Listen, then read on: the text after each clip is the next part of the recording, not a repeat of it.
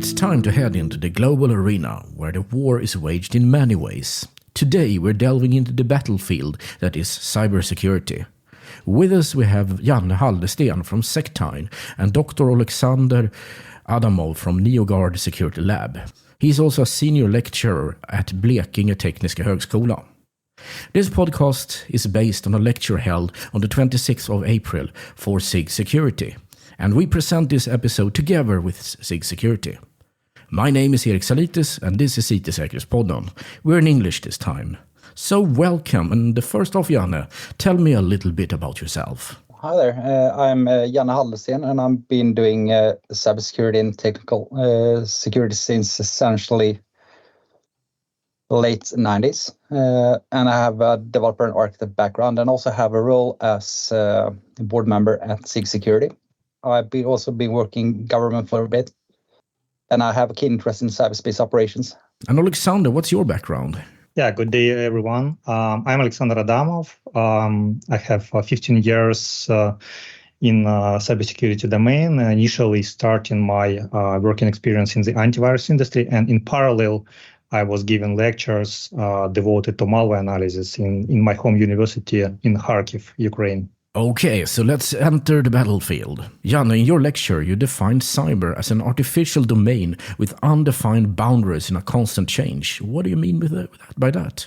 I mean that the cyberspace that we are experiencing is changing all the time, and by that also entire environment affects us, and it's something we need to adapt to, and that's somewhat of a challenge, to say the least. So how do we adapt for it? But actually, considering that for all possibilities that cyberspace gives us, also considering the risks. So, for instance, if we have a digitalization plan, a cybersecurity strategy should be a part of that plan as well. So we need to look at both sides. And Oleksandr, do you agree with Janne's assessment? Well, first, I think it's not well-defined yet in the law perspective and as well as in a technical perspective. Second, it's definitely what we haven't seen like 20 years ago. Since the beginning of 2000s, we've seen how cyber operations have become a part of geopolitics. In fact, you don't even need to have conventional weapons nowadays, as you can take over the state just by destroying its critical infrastructure using a cyber weapon. And what kind of cyber weapon are we talking about? Well, as we've seen, for example, in the Russia-Ukraine war case, there were two types, major two types of cyber weapon used. One is data or disk wipers that aim at destructing IT and OT services. And the second one is industrial malware, such as Indestroyer, that were used to attack Ukrainian power distribution systems. There seems to have been many attacks. You have something that seems to be called wiper worms. Is that what you're talking about? Yeah, so I would start, if we talk about Russia-Ukraine war, then I would start with the Black Energy attack against Ukrainian power grid that happened in December 2015. And that caused a blackout for 230,000 citizens in Western Ukraine living without electricity. And this attack was accompanied with running the malware called KillDisk. So KillDisk was the first wiper. It was a disk wiper that were used for the first time in this nation-state operations against Ukraine. Later, we saw NotPetya attack. It was also Destroyer, specifically disk wiper, that was delivered through Medoc software. It's an accounting software popular in Ukraine at that time. And finally, like a year ago in 2022, before and immediately after the full-scale invasion of the Russian army into Ukraine, we experienced an unprecedented chain of destructive attacks, specifically against the critical infrastructure of Ukraine. So, all right, have the attack become more dangerous since the NotPetya worm?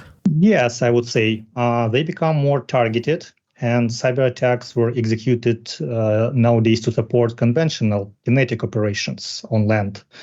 It was stated, by the way, in the recent analytical report issued by Microsoft, Asset, and our Ukrainian CERT. Janne, you talk about asymmetry of the cyber domain. Care to tell me why it's asymmetrical? Well, cyber differs in a lot of ways, and normally one speaks of asymmetrical traits, meaning that essentially anyone can obtain cyber weapons. But then again, of course, there's a difference in how effective they are and how advanced and so on. But still, but also since if you compare, for instance, kinetic weapon systems, they are pretty much tied to geography. Essentially, you can sit at the opposite side of the Earth, launching attacks towards targets as long as it's connected. But also, if you compare regular weapon systems such as tanks, fighter jets, and so on, they normally cost a lot of money. With cyber weapons, actually get them cheaper, so to speak. And essentially also a smaller fraction of people having really advanced skills can pose a bigger threat towards an adversary that's more stronger in the physical domain. And there's also this asymmetry between the attacker and defender perspective, meaning that an attacker needs only one good vulnerability to exploit, whereas the defender needs to have needs to control all its vulnerabilities, essentially.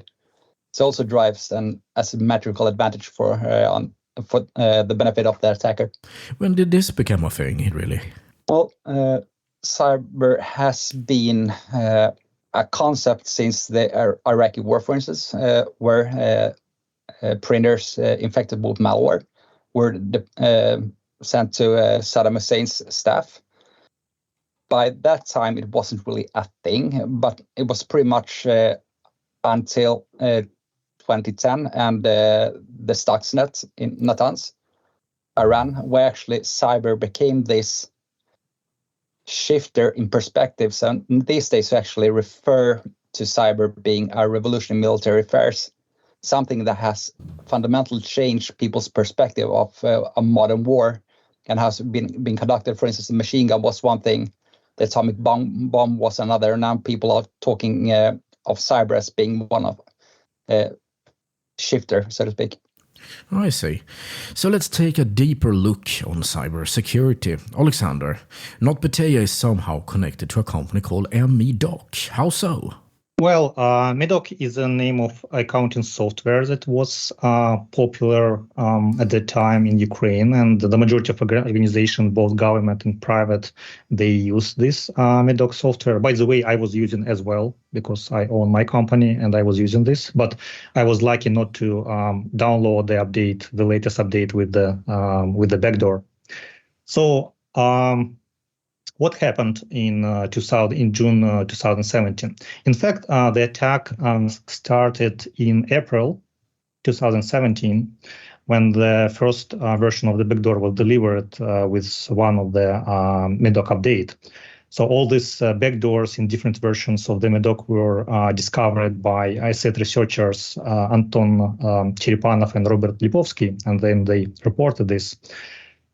So we conducted also investigations, and by the way, you can find the recording of our talk on Virus Bulletin Conference in Madrid in 2017. So then through like a month or two, there were several updates to the backdoor in one of the libraries of MEDOC software. And the first ransomware that was delivered through this backdoor, and this attack vector is called supply chain. It was called Xdata. Xdata was ransomware that was delivered on May 18. It was, by the way, Friday. So the attackers prefer, launch the attack just before weekend or holidays, public holidays. And the ransomware was just a clone of already known ransomware called ASME. So it was, according to the author of this ransomware, The source code of this ransomware was stolen from the hacked computers of the malware author. And supposedly this was done by Russian hackers. Actually, the whole chain of attacks executed through MEDOC was attributed to a Russian GRU unit 74455 called Sandworm APT group. Yeah, I heard that. So this ransomware was delivered and encrypted data on accountants' computers. And on Monday, the administrators, they started suspecting that something went wrong because they updated MEDOC and then they received ransomware and ransomware encrypted files, and they started complaining about that. But MEDOC just published a press release on Monday, May 22, that they are not connected anyhow to this cyber attack because they justify the irrelevance to this attack by the fact that they scan all the DLLs on VirusTotal. But VirusTotal, it is worth noting that it's just a collection of antiviruses, mostly that use signature-based detection, which means the antiviruses on VirusTotal, they detect only known attacks using the antivirus signatures that were created before by security researchers. And of course, if it's zero-day attack, if it's unknown, antivirus cannot detect it. So later, there were a couple more, like PSCrypt, WannaCry, clone of WannaCry, ransomware, and finally, the last one, NotPetya. NotPetya was executed on June 27, and it incorporated Eternal Blue and Eternal Romance exploits that were, stolen from NSA and published by Shadow Brokers hacking group. And the first time it was this Eternal Blue and Eternal Romance exploit in SMB protocol was used by the authors of WannaCry ransomware. I believe it was February 2017. So many computers remained unpatched after discovering this exploit and vulnerability. But and still, the attackers, they managed to encrypt a lot of computers, I believe millions. So later, in summer, in June, Russian hackers, they employed the same attack technique. So they used this Eternal Blue to spread itself inside of the local networks. And NotPetya, why it's called NotPetya, by the way? Because it's, again, clone of another ransomware called Petya. So Petya was originally real ransomware that was encrypting master file table. So when it was executed and after it elevated the privileges to administrator, it writes itself to MBR, master boot record. Then it rebooted computer using blue screen of death. And then it starts encrypting master file table. So master file table is a key component. It's a table that tells where the data for each file is placed on the disk, on the hard disk. And but what Russian hackers did, they just took this Petya and slightly patched this ransomware. So initially, Petya left a specific key that was used to decrypt master file table. So it was possible, once you pay the ransom, it was possible to decrypt master file table and restore your computer, your operating system operation. But what Russian hackers did, they just deleted this key. So there was no option, there was no way to restore the key and to decrypt master file table. So it turned from ransomware into destroyer or disk wiper. Okay. So, yeah, that's the story. That's interesting because basically they don't want the enemy to get their data back, I guess. Yeah, but even though they didn't intend to collect ransom and restore the data, still they managed to collect almost 10 bitcoins. Oh, yeah. All right. It was around $30,000 at the time. Yeah, that's no fun. Janne, you talk about Warden's 5 rings. What are they and why do they matter? the way how they matter is, starting off with describing Warden's rings. They were developed by a U.S. Air Force colonel named John Warden during the Vietnam War.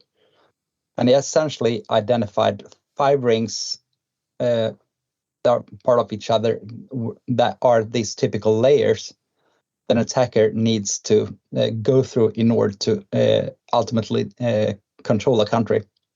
So this was essentially developed as a model in how to bring a land or countries to collapse as fast as possible. And this model was further refined during I believe it was the first Gulf War. And essentially these rings are in the outer ring you have fielded forces, meaning the military. And the second ring inside of that ring is the population. And then you have infrastructure. And then you have system essentials, meaning this kinds of infrastructure such as power that a country cannot function without. And in the innermost ring, you have the leadership of that particular country, meaning the government. So normally, one have an opponent needs to actually go through all these rings. If you regard it from a medieval point of view, like you had the military force, then you have the population, and you had like the castle with its outer walls and the inner walls, and in the tower in the middle, I had the king. So essentially, I had to break through all these walls. But the things how these are relevant today is that an attacker do not longer need to actually go through each ring by using kinetic force, meaning using conventional military capabilities. They can actually, for example, use both influencing operations and cyberspace operations in order to hit both the population directly by trying to alter their perception. But also you can target critical infrastructure such as power using cyberspace operations too. Yeah, so if the face of war has essentially changed. Yeah, that's the asymmetry you're talking about then, yes. Oleksandr, acid rain was an attack on the satellite uplinks in Europe. How did that happen? Yeah, that's interesting case that shows the Russian weapon, actually not only cyber weapon, but kinetic weapon is not very selective. So, for example, NotPetya was also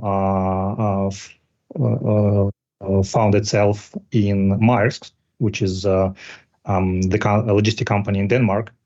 Even though the primary target was Ukraine and the organizations in Ukraine, still it was able to propagate because there was no mechanism to verify if malware is running in a specific geographic location, like in Ukraine. Same happened with acid rain. So it was destructive malware that was executed through supply chain attack vector. The hackers, it's specifically Sandworm APT group, which is a GRU unit, as I mentioned earlier. They exploited misconfigured VPN appliance to get access to Viasat's infrastructure, update infrastructure, and then they compromise update delivery mechanism and delivered a bad update for satellite modems.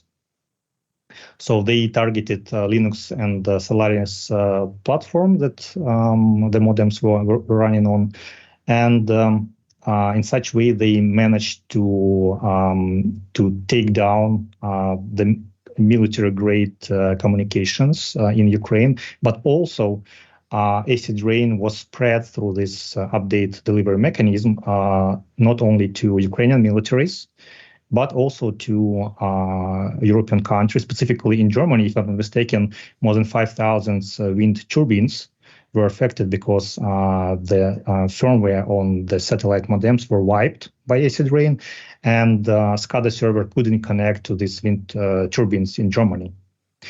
I've heard there were more cases with Viasat modems in Europe as well. The pattern in many of these attacks are destruction of data. Why is that so?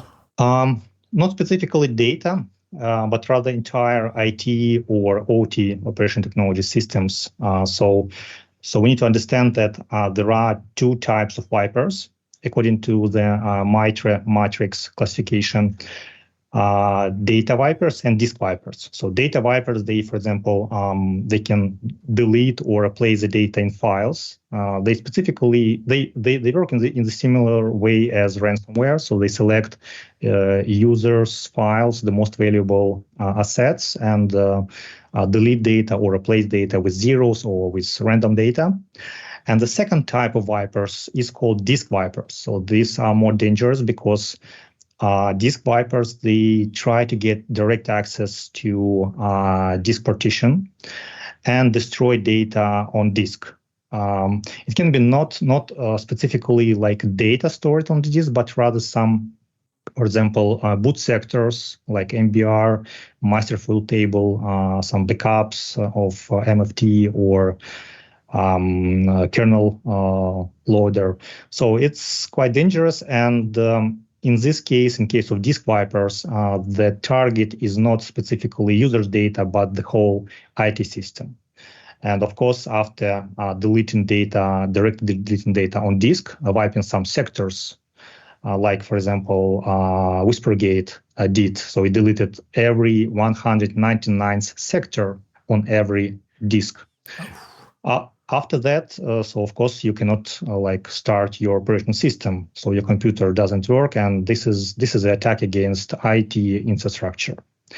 So many of Russian vipers could implement disk wiping capability, which led to the crash of IT systems, specifically servers that serve some government or financial services. All right, let's talk about the rest of the world, Janne. What is the difference in perceptions about cyber warfare between the US and China? I believe there are different perspectives in how these types of capabilities are used. And essentially you have like cyber being an enabler for other types of military capabilities, such as supporting, for instance, land, sea, and air warfare. And then you also have it being a tool for grand strategy, meaning that this is the more overall way how cyber is being used to, like, for instance, conducting campaigns in order to collect intelligence, for instance. Could be in terms of China for them to collect industrial secrets, for instance. So the perception of national security is a bit different depending on what kind of country you're looking at. If you, for instance, compare Sweden with the United States, there are many more things that actually goes into the concept of national security. Same thing if you look at China. So securing their companies, since essentially Chinese companies are government companies. So that's one way of actually collecting, for instance, information in order to get an advantage in research, for instance, not having to put that much time and money. So this is a different piece to it. And then you have, like, as I mentioned before, the approach of unrestricted warfare, essentially, that goes on all levels without a specific time frame. And then you have like this local war that's defined by both time, but also conventionally by geography, but which isn't the case with cyber. So these are two fundamental different things, and cyber is more a strategic thing from Chinese and Russian side. What about the threat actors and their motives? I believe it's a tricky part, even though one can distinguish different threat actor types, but still it's more relevant to actually look at how these threat actor ecosystems are connected. For instance, where a cyber criminal group can operate for their own purposes in order to make money. Sometimes their interests can coincide with the country's, meaning that you eventually don't know exactly for what purpose a group is attacking you.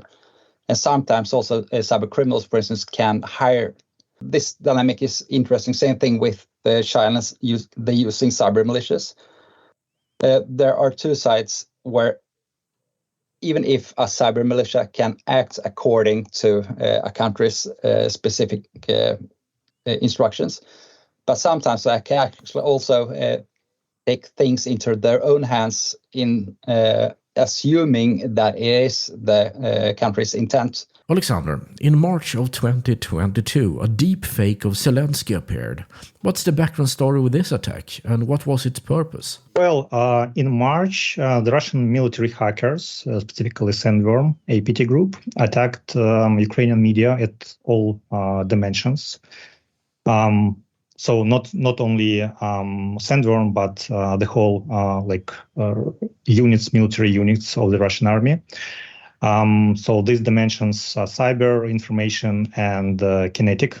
And for example, on the 1st of March, Desert Blade Viper, it was named by Microsoft in such way, was launched against Ukrainian TV companies. And the same day, the Russian army hit a TV tower in Kiev, so which can be seen as a proof of a connection between on-land and cyber operations.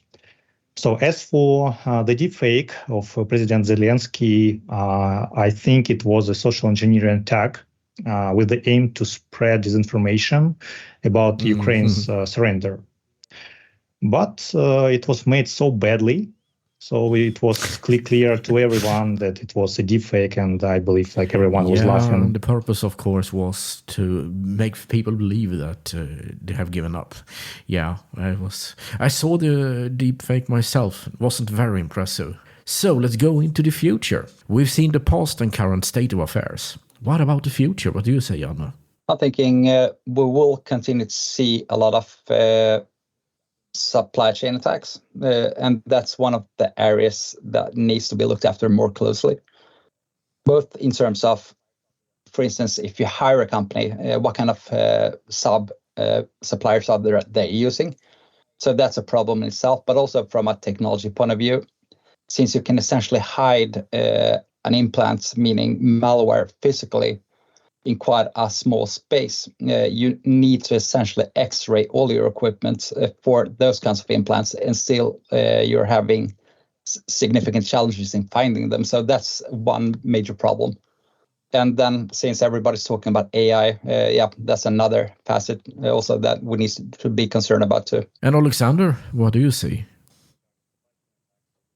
Yeah, I completely agree with Janne regarding supply chain attacks. So this becomes to be the most attractive and interesting attack vector for hackers, specifically for nation-state hackers, because they own quite big resources that enable them create quite complex attacks. And we've seen many successful attempts from the Russian nation-state hackers in using supply chain attack vectors. Again, NotPetya, acid rain. So these are just basic examples of these attacks. If we talk about nation state, and we can talk about also cyber criminals, also Russian ransomware groups, DarkSide and Revil that attacked Colonial Pipeline, Garmin, and SolarWinds compromise that led to infection of, I believe, more than 500 organizations, including Microsoft and FireEye. This is the leading security providers in the United States. Also, CASIA, VSA, Virtual System Administrator software, was compromised again by Russian hackers, Evil Corp, to deliver Revil ransomware. And more than 1,000 organizations worldwide and 1 million computers were encrypted by this Revil ransomware. In 2021, in July, on the 2nd July, I believe, 2021. So these are supply chain attack vectors. Is very dangerous, and we've seen how it's been exploited before. And in general, cyberspace will definitely become more and more important in modern military conflicts. For example, we see how the US has been preparing since 2021, actually after the case with Kasia, when the President Biden called President Putin and asked to take care about Russian cyber criminals. Otherwise, the United States will take care of them by themselves. So now the United States has been preparing for the cyber war, specifically with Russia, Iran, North Korea, and China. So they released the strategy, national cybersecurity strategy. I highly recommend reading this document. I agree. The primary focus in the document is on destructive attacks against critical infrastructure, for example, using ransomware and industrial malware. These attacks, in the majority, have been executed, as I mentioned, by Russian state-sponsored groups such as Sandworm, APT-28, it's a GRU, as well APT-29, it's a Russian foreign intelligence group, Gamaredon, it's internal intelligence service of Russia, as well as criminal groups, DarkSide, Evil Corp, and so on. All right, so let's finish this up now because the time is almost out here. So what are your plans for the upcoming months, Janne? I believe to the best of my effort, trying to do my very utmost in order to keep the bad guys at bay, even if it seems hard from time to time, but still the hope is there and the ability to actually try to do something.